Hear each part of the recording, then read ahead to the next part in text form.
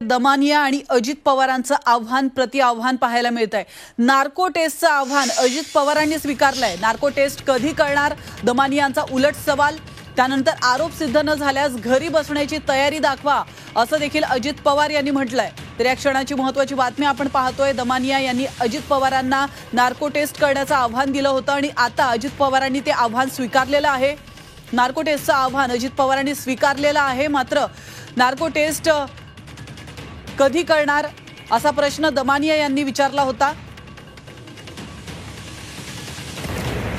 आत्ताच काही माध्यमांवर अजित पवारांची प्रतिक्रिया बघितली आणि ते नार्को टेस्ट करायला तयार आहेत असं ते म्हणालेत।